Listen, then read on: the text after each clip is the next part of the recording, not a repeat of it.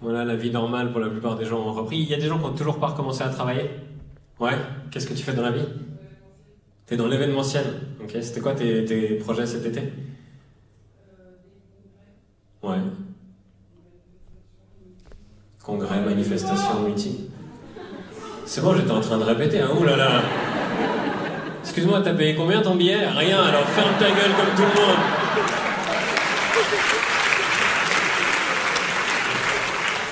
Mais qui c'est qui entendait pas bien? Mais c'est normal, t'es assis, t'es dans l'entrée. T'es la 301e personne, techniquement t'es illégal ici, t'as rien à dire. Ça va, t'es bien installé? T'as l'air un peu affalé comme ça. Hein? Ok. Et comment tu t'appelles? Michel. Tu vas bien, Michel? Ouais. Tu m'entends bien, moi? Ouais. Et les gens là-bas, vous entendez Michel? Non, ils t'entendent pas non plus, ils sont contents, ça y est, pas de problème. Non, non, ça va, ça va. Pas besoin de parler plus fort. Donc voilà, malheureusement, aucune manifestation, aucun congrès, aucun meeting. Et tu touches le chômage partiel? Alors ça va. La vie est belle. Et tu fais quoi de tes journées? Attends, ma copine est dans la salle, elle vient me voir aujourd'hui, c'est pas ce qu'elle fait le reste des journées. Tu vas me foutre dans la merde pour rien du tout. Est-ce qu'il y a des gens qui sont déjà ressortis en boîte? Ouais. On sent que c'était nécessaire. Comment tu t'appelles? Sophia, t'es allée où? Au D. C'était bien? Ça valait la peine? Ah, il y a de la place, parce qu'il n'y a que 300 personnes qui y entrent, c'est ça? Mais t'as dû donner ton nom à l'entrée. Et t'as donné quel nom? Ouais, lequel? Bien joué. Bien joué. Non, parce que vous avez vu que dans les clusters qu'il y a eu en Suisse allemande, ils ont réalisé en vérifiant les noms des gens qui étaient présents à la boîte qu'il y avait beaucoup de Batman, de Julia Roberts, que des stars à leur soirée. Ils étaient contents. Un peu compliqué pour contacter les gens. Donc t'as donné ton vrai nom, t'as donné ton numéro de téléphone. Ils t'ont pas appelé encore? T'es la seule personne qui a le droit de garder la sonnerie ce soir pendant le spectacle, si tu veux. On te jugera pas. Non, c'est bien. Maintenant, ils font un peu plus gaffe. Je crois que maintenant, les vigiles de boîte de nuit, ils vérifient les numéros de téléphone, ils t'appellent directement. Ok. Et c'est comme ça qu'ils savent que c'est ton téléphone et que les gens sont honnêtes. Ça me rassure un peu, parce que moi j'avais peur que notre rempart à la deuxième vague, ce soit les videurs de boîte de nuit. Là, j'étais pas serein. Ou alors, enfin, un échange linguistique, on prend les videurs des boîtes de nuit de Berlin, ils laissent entrer personne, puis là on est tranquille. Là, ça aurait été pas mal. Non, c'est vrai que le monde d'après, il est un peu bizarre. Je vois qu'il y a quelques personnes qui ont des masques. Je sais qu'ils étaient disponibles à l'entrée. Si vous voulez porter un masque, n'hésitez pas. Il n'y a pas de stigmatisation ici. Sinon, on a pris les noms de tout le monde. On sait qui est assis où. Je suis même pas sûr qu'on sache qui est assis où, mais on sait qui est dans cette salle. Moi, je m'en fous. Je peux respecter les distances, donc je suis content. Mais il y a des gens qui sont anti-masques, qui refusent de mettre un masque. C'est marrant parce que quand on pose la question, ils sont jamais là, mais sur internet, il y en a beaucoup quand même. Hein, quand ils peuvent être anonymes, il y en a quand même beaucoup plus.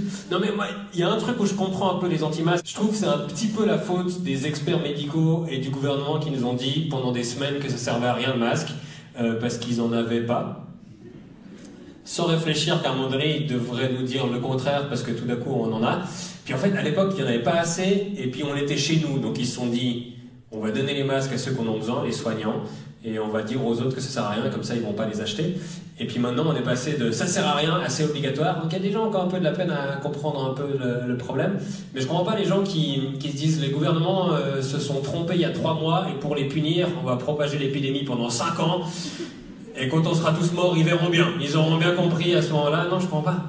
Parce qu'à l'époque, on n'avait pas d'études. On n'avait pas d'études sur les masques parce qu'on s'en foutait, parce que c'était que dans les pays asiatiques. Donc pourquoi faire des études? Nous, on allait bien. Et maintenant, on a fait des études sur les masques. Alors j'ai regardé les stats. Il y a eu un article qui est paru dans le Monde. J'ai noté parce que je suis pas Ringman. 172 études observationnelles, 44 études comparatives sur 25 700 patients qui montrent que porter les masques en groupe réduit de beaucoup la propagation des virus. Donc ça, on a les chiffres, maintenant on sait que ça marche. Et si ça ne vous suffit pas comme argument, j'ai vu qu'aux États-Unis, il y a 2 coiffeuses qui avaient le Covid, qui ont mis des masques, elles ont traité 139 clients, il n'y en a pas un qui a eu le Covid. Et pourtant, les coiffeuses, elles ont tout le temps la bouche ouverte. Donc là, ça marche, les masques. À mon avis, on peut leur faire confiance aux masques. On peut vraiment leur faire confiance. Il y a plein de gens qui veulent pas mettre des masques. Moi, j'en ai plein sur ma page Facebook qui écrivent dans les commentaires en majuscules sans ponctuation. Ils refusent la ponctuation et les masques. C'est un package, ça va ensemble. Puis ils t'écrivent assez agressif, genre non, comment tu veux qu'un masque avec des trous de 3 micromètres puisse laisser passer un virus de 2 nanomètres? Je connais pas la différence entre micromètre et nanomètre, ça n'a rien de parler de ça, vraiment. Puis après tu cliques sur le profil, il dit c'est scientifiquement impossible, tu cliques sur le profil de Véronique, c'est marqué à étudier à École de la Vie. Oh, je savais pas que le cursus en virologie était si poussé à l'École de la Vie, ben, félicitations Véro. Non. Je dis pas qu'il faut avoir un doctorat pour parler du virus, moi j'en ai pas, mais peut-être pour contredire les gens qui ont un doctorat, c'est mieux. Puis après ils sentent un peu que leur absence de cursus scientifique est un poids, donc ils vont toujours trouver le médecin qui dit le contraire des 2000 autres médecins, et ils vont dire que c'est lui qui a raison contre tout le monde, et ils t'envoient un article de 32 pages que ce médecin a pondu, et tu cliques, puis tu vois que le mec est podologue. Et absolument rien contre les podologues, mais quand j'ai un ongle carné, je veux pas voir un cardiologue, enfin je dirais, c'est chacun sa spécialité. Et t'es là, mais qu'est-ce que tu m'envoies un article de 32 pages? Oui, mettre un masque, c'est chiant, c'est moins chiant que lire un article de 32 pages. Franchement, si j'ai le choix entre les deux, moi je mets un masque, c'est 20 minutes, c'est réglé, quoi. Puis vous savez ce qui fait 32 pages? Les avis mortuaires dans les journaux en Italie. Donc voilà, moi je mets un masque, y a pas de problème. Oui, bah il y en a qui sont un peu plus dark, hein, c'est comme ça. Il y en a qui disent que ça les empêche de respirer. Ils sont toujours là pour dire qu'ils n'arrivaient pas à respirer, donc ça rend un peu moins crédible leurs arguments, surtout le fait que les soignants, ils doivent en mettre toute la journée, et puis oui, ça leur fait mal au nez, oui, à la fin, ils ont de la buée sur les lunettes, ils ont mal partout, et c'est des putains de héros, mais non, ils tombent pas tous comme des mouches à la fin de la journée, parce qu'on arrive à respirer avec un masque moins, mais l'oxygène passe. Il y a des gens sur Facebook qui disent que ça crée de l'hypoxie et de l'hypoxémie. Ils disent on va placer 2 mots grecs, il n'y a pas besoin d'avoir d'autres arguments que ça. En fait, non, parce que l'oxygène, il passe à travers le masque. Parce qu'en fait, une molécule d'oxygène, enfin de dioxygène, en fait, parce que c'est l'O2, ça fait 0,3 nanomètres. Et les trous du masque, ça fait 10 micromètres. Donc c'est 50 000 fois plus petit, une molécule d'oxygène. Et oui, j'ai menti, je comprends les micromètres et les nanomètres, et je vous emmerde. Donc voilà, l'oxygène, c'est 400 fois plus petit que le virus. Donc tu peux pas dire que ton masque, il laisse passer le virus et il bloque l'oxygène. C'est pas du tout logique. Ce qui va pas du tout les arrêter, mais j'avais besoin de le dire quand même, c'était important. Et qu'est-ce qui me donne comme autre argument? J'ai lu quelqu'un qui disait comme argument que le masque n'est pas sur son nez. Je la écoute, Chantal. En Chine, ils sont 1,5 milliard, ils ont le tiers de ton nez. Collectivement, à eux tous, ils font un tiers de nez suisse mis bout à bout. Et ils arrivent à mettre un masque. Et en Chine, là, ils disent quoi en Suisse, là, avec leur couche-pain, leur Cyrano de Bergerac, là, ils n'arrivent pas à mettre un masque, ouais, c'est ça. T'as un nez, t'as 2 oreilles, mets un masque. Franchement, il n'y a pas d'excuse. Van Gogh, ok, lui, il a une dépense médicale. On est d'accord? Moi, l'étude que j'aimerais bien voir, c'est l'effet du masque sur le décollement des oreilles. Ça m'intéresse quand même. Il faut mettre des masques, comme ça la pandémie disparaît, parce que si on met des masques pendant 6 mois, on aura tous la gueule du prince Charles ou de Dewey dans Malcolm. Et là, pour draguer, c'est plus des masques qu'il faudra, c'est des cagoules. Donc mettez des masques maintenant, sinon on sera vite dans la merde, hein, je vous le dis. Il y a une dame dans le bus l'autre jour, elle portait son masque d'une façon assez particulière. Il y a quelques que j'ai vu à ce genre, comme ça, j'ai pris des photos. J'ai fait le mec qui lit ses articles à 30 cm de son visage, comme ça, pour prendre des photos. Ça marche à tous les coups. Donc elle portait son masque à 10 cm devant son visage, plié en 2 comme ça. En regardant tout le monde pour voir si on était bluffé ou pas. Je sais pas si elle se disait si un contrôleur de bus qui est cyclope et qui n'a pas de notion de profondeur, c'est bon. Non, ça va rien protéger à 10 cm de ton visage. C'est la personne, si tu l'appelles en disant ah, tu m'as refilé une MST, impossible, j'avais une capote dans la poche, donc. J'ai lu quelqu'un qui disait si un paix peut traverser tes sous-vêtements et ton jeans, comment tu crois qu'un virus peut pas traverser ton masque? Je t'ai bien joué avec ton exemple, tu as réussi à mettre en échec toute la communauté scientifique qui n'avait pas du tout pensé au scénario de l'odeur du paix.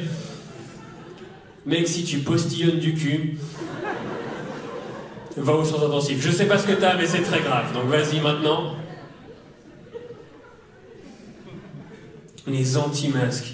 J'aime bien parce qu'à la fin, ils disent toujours, ils mettent leur argument qui sort de nulle part, à la fin ils disent faites vos propres recherches. Non, c'est un métier en fait. C'est pas le mien du tout. On m'a traité de collabo parce que je prônais le port du masque. Puis pas collabo dans le sens il collabore avec la santé publique pour essayer de mettre fin à l'épidémie. Collabo dans le sens il collabore avec le régime nazi pour envoyer des juifs dans des camps. Et je disais, ça me paraît un peu rude comme qualificatif. Et puis les gens ils expliquaient en fait que quand tu portes pas de masque, il y a plein de gens qui te font des remarques quand tu montes dans le train. Et même ceux qui font pas de remarques, ils te regardent mal. Et ça vise à empêcher les gens qui portent pas de masque de porter les trains, de prendre le train. Oui, j'ai écrit ça cet après-midi. Donc quand on regarde mal les gens qui n'ont pas de masque, on les empêche de prendre le train et ça fait de nous des collabos avec le régime nazi. Puis machin, il me semble que les nazis, ils voulaient pas tellement empêcher les gens de monter dans les trains. Puis à l'époque, il y a 6 millions de personnes qui n'auraient pas dit non à un masque FFP2, mais bon, après, ça c'est autre chose. Oui, il y en a des plus dark, Qu'est-ce que j'ai noté encore? Il y a un argument que j'aime bien parce qu'il y a beaucoup qui l'utilisent ces temps. Il y a des gens qui ont des dispenses médicales pour porter le masque, qui vont souvent chercher chez des naturopathes ou des médiums. C'est marqué elle ne peut pas porter le masque parce que Mercure est en décroissance. Moi, je sais pas. Et puis t'en as beaucoup qui disent moi je peux pas mettre de masque, je suis asthmatique. J'ai l'impression qu'il y a beaucoup de nouveaux asthmatiques depuis 2 semaines. C'est un peu les gens qui se sont découverts marathoniens quand le jogging était le seul truc autorisé. Maintenant ils se découvrent asthmatiques, c'est ça, c'est à la mode. Je suis asthmatique, je peux pas mettre de masque. Ouais, c'est 20 minutes dans le train. T'as déjà sucé une bite? Oui. T'es morte? Non. Tu peux mettre un masque, c'est bon.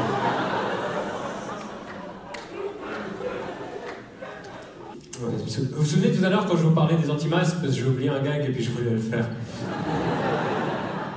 Parce qu'en fait, ce soir, je vais filmer, puis je vais essayer de faire une vidéo. Puis d'habitude, je me serais dit, bon, c'est pas grave, je referai mieux la prochaine fois. Mais là, la prochaine fois que je monte sur scène, c'est 2022. Donc je me dis, c'est l'occasion de la placer maintenant. Non, il y a un truc que j'ai vu sur les anti-masques qui m'a beaucoup fait rire. C'est sur Internet, il y a des anti-masques qui s'organisent pour boycotter. Ils ont fait une page, on boycotte tous les commerces qui veulent rendre le masque obligatoire. On boycotte tous les commerces où le masque est obligatoire. Qui est avec moi? Putain, mais en fait... Tu portes pas de masque, t'as pas le droit d'y aller, c'est pas un boycott, c'est obéir. Merci. Moi je suis avec toi, je suis pour le boycott des commerces qui organisent le port du masque obligatoire pour les gens qui mettent pas de masque. C'est comme si moi je dis, moi je boycotte toutes les villas à 4 étages avec jardin et accès privatif au lac, je n'y vais pas. Je n'y vais pas, je refuse d'y aller, ça va leur apprendre. Hein. À mon avis, ils vont changer d'attitude. Bon voilà, j'ai bien fait de la refaire. Non, c'est bien, je suis content. Ça aurait été dommage de l'oublier. Ça aurait été dommage.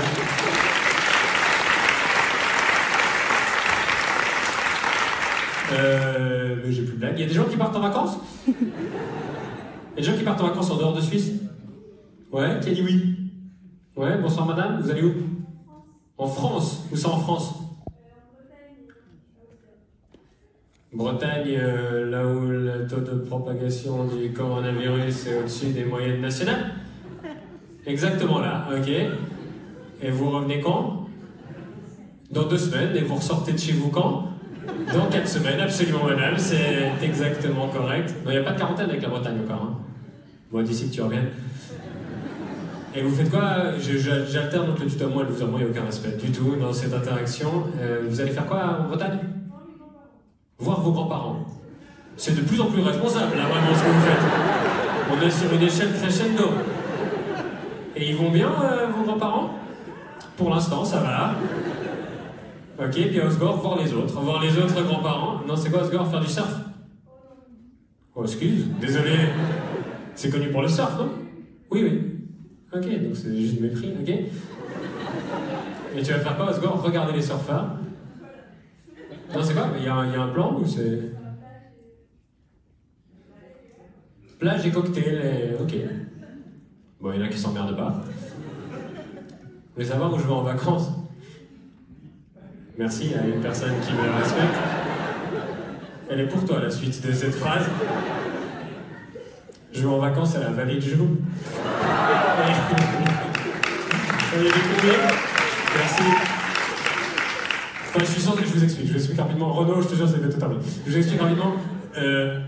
L'autre jour, avec ma copine, on est allé chez Ikea, parce qu'apparemment, c'est ce qu'il faut faire. Et on était en train, et sur le distributeur de billets à la gare, il y a une carte de Suisse romande, comme bien sur les distributeurs des billets. Et moi, je voulais faire un peu le romantique. J'ai dit à ma copine, ferme les yeux, mets ton doigt sur la carte et je t'y emmène. Et la femme les yeux, elle a mis le doigt sur la carte, c'était les Biou. Et du coup, on va au Biou. En fait, on essaye d'aller au Biou et ça fait 2 semaines que j'essaie de réserver des trucs là-bas et personne ne nous répond. Genre, j'aimerais bien aller en vacances à la Vallée de Joux, il s'avère que c'est compliqué. J'appelle des chambres d'hôtes, ils disent on est fermé, ils raccrochent. Pardon, excusez-moi d'imaginer qu'une chambre d'hôte veut accueillir des autres. Mais donc si tout va bien, on va peut-être en vacances à la Vallée de Joux, sinon bah, on restera à Lausanne. On fera peut-être des allers-retours la journée, puis on ira dormir chez moi. Enfin, je sais pas, on va trouver une solution.